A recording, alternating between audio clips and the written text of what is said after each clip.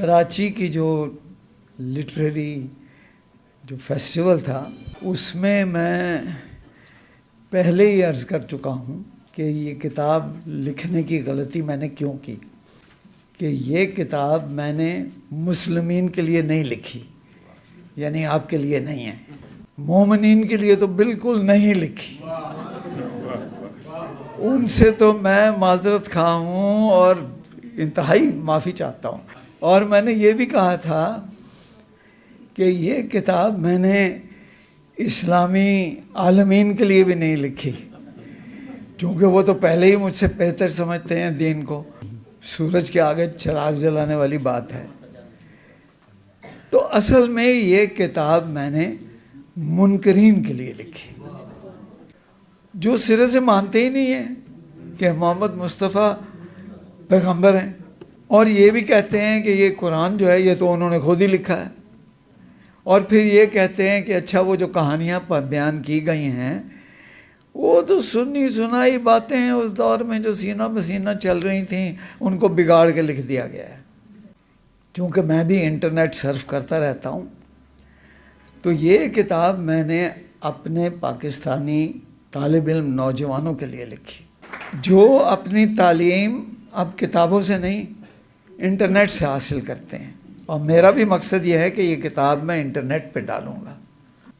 اصل بات یہ ہے کہ جب میں سال دو سال پہلے یہ کتاب لکھنے بیٹھا تو میرے بہت سے دوستوں نے اور جاننے والوں نے مجھے سخت تنبیہ کری، یہ غلطی نہ کرنا، ایک تو پہلے ہی تم بے دین قسم کے آدمی ہو، اور دوسرے ہو بھی بے ادب، تو یہ کہیں تم نے لکھ دی تم مار کھاؤ گے، لوگ ماریں گے تمہیں۔ وہ انور مقصود صاحب نے تو اس حد تک کہہ دیا مجھے کہ ارے بھائی چیتھڑے اڑیں گے تمہارے چیتھڑے۔ تو میں تو ڈر گیا، خوف زدہ ہو گیا اور سوچ میں پڑ گیا۔ ہوا یہ کہ ایک دن میں اپنے دادا کے بارے میں پڑھ رہا تھا، تو مجھے پتہ چلا کہ دادی 10 سال کی تھی اور دادا 12 سال کا تھا، تو دونوں کی شادی ہو گئی، تو اگلے 10 سال تک بچہ نہیں پیدا ہوا۔ ظاہر ہے جب دادی 20 سال کی ہوئیں تو پہلا بچہ ممتاز مفتی پیدا ہو گیا۔ بڑا حیران ہوا میں پڑھ کے، اچھا اتنی جلدی اس عمر میں شادیاں ہو جاتی تھیں۔ ایک میرا ڈرائیور تھا، اس کا نام تھا فوجدار، وہ بیچارہ گاؤں کا آدمی تھا، بھلے مانس آدمی تھا، بہت ہی اچھا۔ تو دفتر میں آئی ڈی کارڈ بنانا تھا، لیکن مسئلہ یہ تھا کہ فوجدار صاحب کو تو اپنا جنم دن ہی معلوم نہیں تھا۔ میرا خیال تھا کہ کم از کم میرا اپنا جو جنم دن ہے وہ تو پتھر پہ لکیر ہے، چونکہ دادی نے خود جا کے لکھایا تھا اسکول میں۔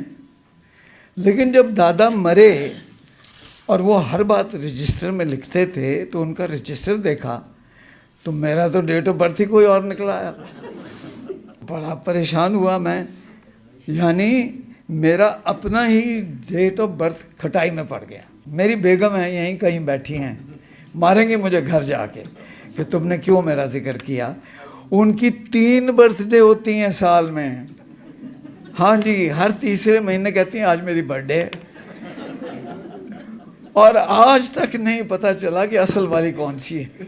میں چھوٹا سا تھا نا، بہت چھوٹا سا تھا، تو گلی میں کرکٹ کھیلتا رہتا تھا۔ گھر گیا، قرآن پڑھنے کے لیے بیٹھا، اور بھی کتابیں پڑھتا رہتا تھا، تو دادی نے ایسی کڑک سے ڈانٹ لگائی، اکشے ٹوپی پہنو۔ میں نے ٹوپی پہن لی۔ اکشی جوتے اتارو۔ میں نے جوتے اتار دیے۔ تو میں سوچ میں پڑ گیا، یہ کون سی کیسی کتاب ہے جس کے لیے ٹوپی پہننی پڑتی ہے، جوتے اتارنے پڑتے ہیں۔ میرے والد جو ممتاز مفتی، ان کو دوسری شادی سے سخت نفرت تھی، اسی بات پہ وہ دادا سے لڑ پڑے۔ 40 سال دادے سے بات نہیں کی، 40 سال ان کو نہیں ملے، اتنی نفرت تھی. لیکن مجھے تو اپنے باپ سے بہت محبت تھی. میں ان سے اب بھی محبت کرتا ہوں, ان کو آئیڈیلائز کرتا ہوں. لہٰذا ان کی محبت میں مجھے بھی دوسری شادی سے سخت نفرت تھی. میں تو خود سوچا کرتا تھا کہ یار یہ مسلمان, یہ مسلموں کو کیا ہے, یہ 4 شادیاں کر لیتے ہیں. لیکن جناب زندگی کے حالات ایسے ہوئے, ایسے بے قابو ہوئے کہ میں نے خود ایک کے بعد دوسری, دوسری کے بعد تیسری, تیسری کے بعد چوتھی شادی کر لی. یقین جانے بالکل مجبوری میں کی. میں ایسا آدمی نہیں ہوں. سر یورپ سے میں پڑھ کے آیا, جب میں واپس آیا تو مجھے پاکستان کے قبائلی علاقوں میں جانے کا اتفاق ہوا. انتہا درجے کی مہمان نوازی. وہ جو جنگلی, انکوت, ان پڑھ وہ قبائلی جو تھے وہ ہم مہمانوں کے آگے بچ گئے. لیکن جو ہی شام پڑی تو میرا میزبان غائب ہو گیا. صبح وہ واپس آیا تو میں نے ان سے پوچھا کہ خان صاحب یہ کدھر چلے گئے تھے آپ؟ اس نے کہا او دیکھو رات کو ہم چھپ جاتا ہے, بہت خطرہ ہوتا ہے, جان کا خطرہ ہوتا ہے. او دیکھو خو ہمارا بڑا دشمن داری ہے. میں نے کہا خان صاحب بری بات, یہ دشمن داری اچھی نہیں ہوتی. خان صاحب جو میرے سے بڑی محبت سے پیش آ رہے تھے, انہوں نے ایک قہر والی نظر میرے پہ ڈالی اور کہا او خو تمہارا دشمن داری نہیں ہے, تو تم کیسے آدمی ہیں, تم بھی کوئی آدمی ہے.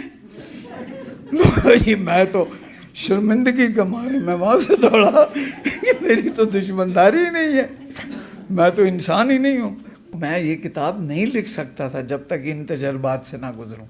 یہ جو چھوٹی چھوٹی کہانیاں میں نے بیان کی ہیں یہ ہماری کہانیاں ہیں. اس کو یہ مغرب کے لوگ نہیں سمجھ سکتے, وہ کوشش بھی کریں تو نہیں سمجھ سکتے.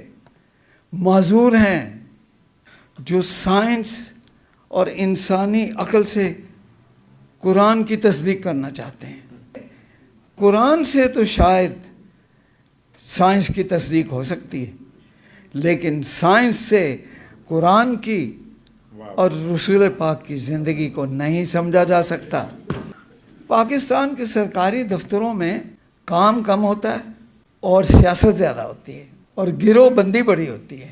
تو میرا 40 سال کا جو تجربہ تھا ایک سرکاری دفتر چلانے کا, اس میں نے دیکھا کہ جو کوئی ہٹ دھرم, نالائق, انتہائی سازشی, بدبخت قسم کا میرا امپلائی تھا, اس کے خلاف جب میں نے کچھ کیا یا میں نے اس کو معافی جب دے دی تو چند ماہ میں وہی مجھے مارنے آ گیا کھڑا. اسی نے میرے خلاف سازش کی. حضرت محمد مصطفیٰ صلی اللہ علیہ وسلم کی کہانی میں نے بھی پڑھی ہے, بہت لکھی گئی ہے. ان کی کہانی پڑھی تو قبائلی دشمنداری اور بربریت کی انتہا پڑھنے کو ملی.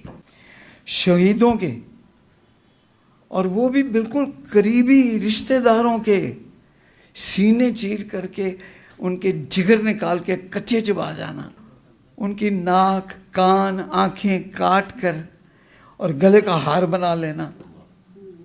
ایسی بربریت, ایسی دشمنی, ایسی دشمنداری. مجھے یہ پڑھنے کے بعد رنج تو ہوا, غصہ بڑا آیا.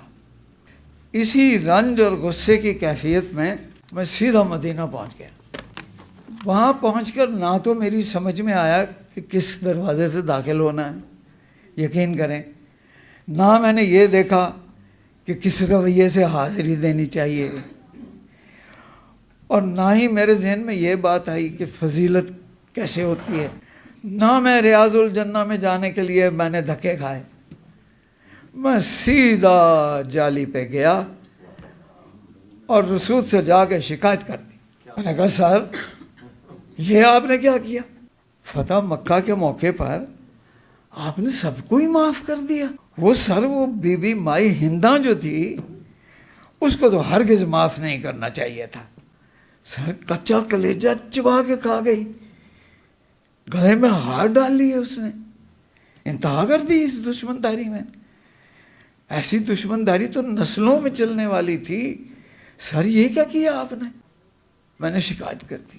دل کی بھڑاس نکال کے میں نے اسے کہا سر آپ ہمارے امام ہیں، سر ہم آپ سے محبت کرتے ہیں، سر آپ سے بہت محبت کرتے ہیں، سر یہ کیا کیا آپ نے؟ ہم آپ کی پیروی کرتے ہیں. میں چلا آیا. بہت مدت کے بعد مجھے سمجھ میں آیا کہ انہوں نے سب کو معاف کیوں کر دیا.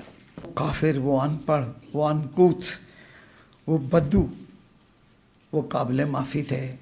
ان بدوؤں نے دیگر پیغمبروں کی کہانیاں سن رکھی تھی. ان کو یہ معلوم تھا کہ پیغمبر وہ ہوتے ہیں جو طرح طرح کے دل سماتی معجزے دکھاتے ہیں، پانی پر چلتے ہیں، مرے ہوئے میں جان ڈال دیتے ہیں، سمندر تک پھاڑ کے رکھ دیتے ہیں. تو یہ کیسا خدا کا پیغمبر ہے جو کسی قسم کا تماشا ہی نہیں دکھاتا، کسی قسم کا معجزہ ہی نہیں کرتا. کہتا ہے بس میں تو آپ جیسا انسان ہوں، میرے پاس اللہ کا پیغام آتا ہے، آخری پیغام. یہ کیسا پیغمبر ہے؟ اس کے پاس کوئی معجزہ ہی نہیں، پیغام بس. دیگر بھی خدا کے پیغمبر ہیں جن کے بارے میں انہوں نے سن رکھا تھا. وہ تو کہتے تھے کہ ہم جنت سے نکالے ہوئے ہیں، ہم دھتکارے ہوئے لوگ ہیں، کہ یہ زندگی عارضی ہے، ہم عارضی ہیں، اس دنیاوی زندگی کی کوئی اہمیت ہی نہیں. اور وہ کہتے تھے یہ دنیا ناپاک ہے.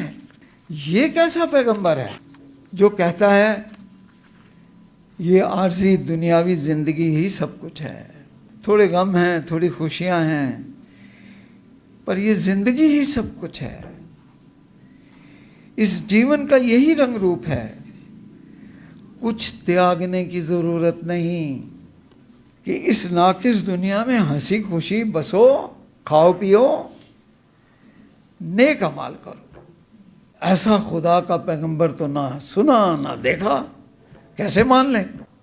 اور وہ بھی جو پیغمبر تھے جو لفظ منہ سے نکالتے تھے وہ حرف آخر ہوتا تھا، جو حکم لگاتے تھے اس کی فوری تکمیل ہو جاتی تھی.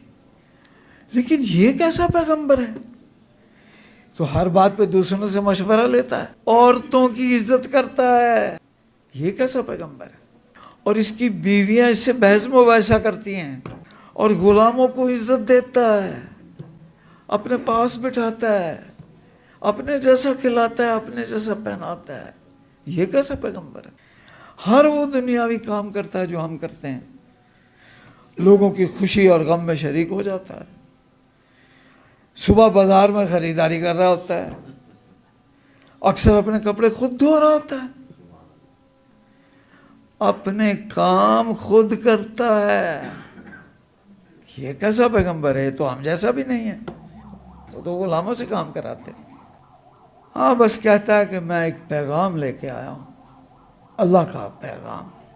وہ کافر، وہ قبائلی، وہ ان پڑھ بدو ایسے جدید، ایسے ماڈرن، ایسے انوکھے اور مختلف پیغمبر کو سمجھنے کی اہلیت تک نہیں رکھتے تھے. وہ قابل معافی تھے.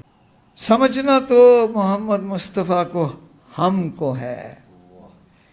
ہم جو موجودہ 21ویں صدی کے مفکر، عالم، ادیب، دانشور، فلسفی، شاعر، پروفیسر، ہم جو اپنی لیاقت، اپنے علم، اپنی تہذیب، اپنی تحقیق، اپنی حق پسندی اور انصاف کے لیے جانے جاتے ہیں، ہم جو شعور رکھتے ہیں، حضرت محمد مصطفیٰ کی کہانی ہم کو اثر نو سمجھنی ہے.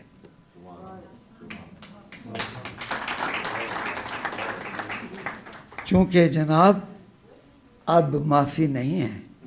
شکریہ.